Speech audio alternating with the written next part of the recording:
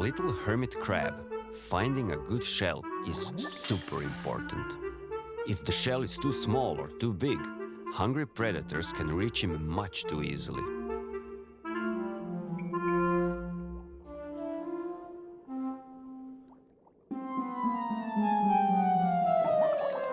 There were never many shells to choose from, so the crabs had to organize tiny flea markets where they traded their homes with each other. But now there are even fewer shells left.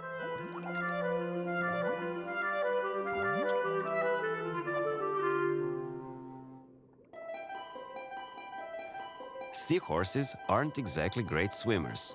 With their stiff bodies and tiny fins, the best thing they can do is stand near a sea current and wait for the food to drift by.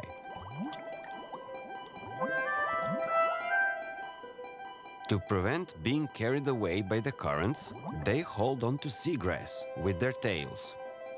But this seahorse grabbed a plastic straw instead of seagrass. Who knows how long he has been floating in the ocean, lost in the currents. Right now, we are witnessing the beginning of a wonderful friendship. The crab and the seahorse are planning a journey together. A journey to find a new shell for the crab and a long blade of grass for the seahorse so he can eat his plankton in peace. But they still need to decide which way should they go. Two beautiful fish are approaching. Sardina pilhardus, better known as just sardines. We usually see sardines in big, fast-moving groups, but these two seem to be all alone, and it looks like they might be arguing.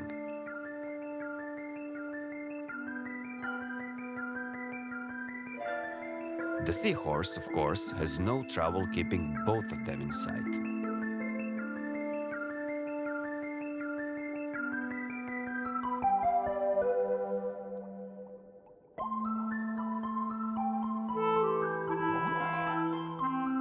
At last, the crab is getting the attention he deserves. If our crab language experts are correct, he's telling them his whole life story. He's also asking where he might find a plastic bottle cap or a long piece of seagrass for his friend, the seahorse. The sardines don't quite agree on which way to go. But it looks like they've found a compromise.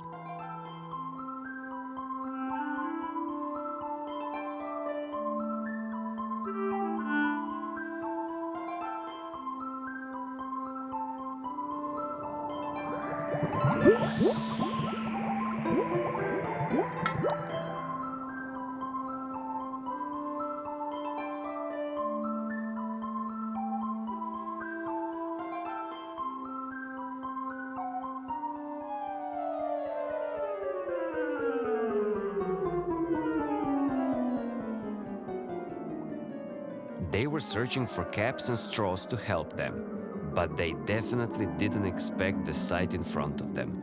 No one did.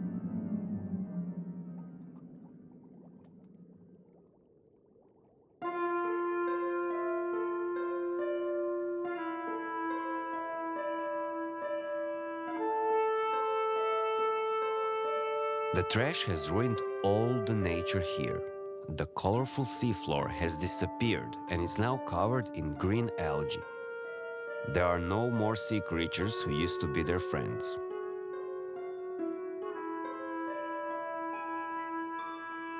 Oh no!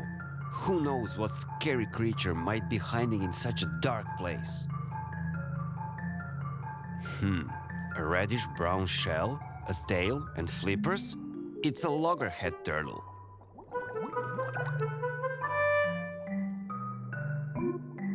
But wait, this turtle has only one flipper. The other one is tangled in a fishing net. This turtle has traveled across many oceans and met many different creatures, and she says that humans are the worst. They don't take care of their home. And their home is also our home, she reminds them. She is old enough to remember a clean ocean, and she fears she may never see it that way again.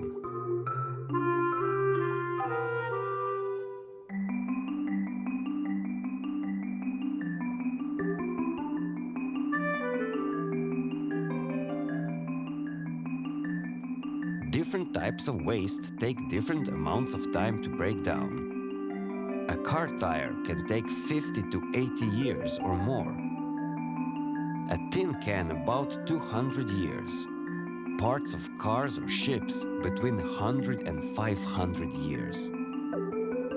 Plastic is a huge problem. One plastic bottle takes more than 450 years to break down. And the fishing net that trapped our turtle could last over 600 years. Marine litter is very dangerous because animals often mistake plastic for food.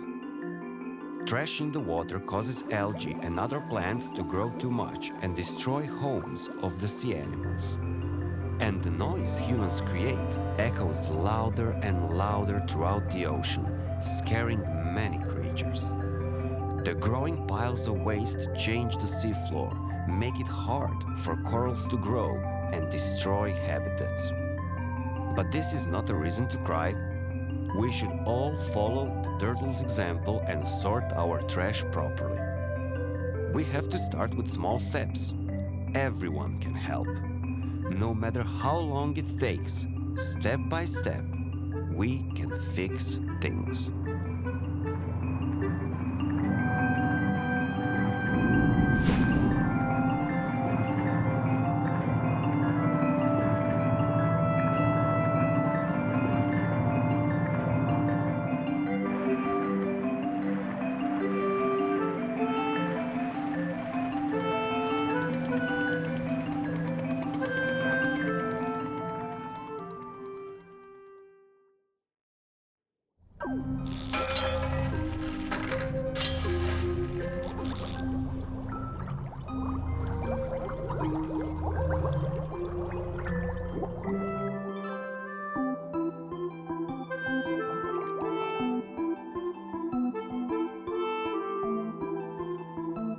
And the old turtle's wish finally came true. She saw the sea clean once again. Even though humans are responsible for polluting the sea, they are the only ones who can really save it. That's why everyone plays a part in this story. For even a tiny step can lead to a cleaner world.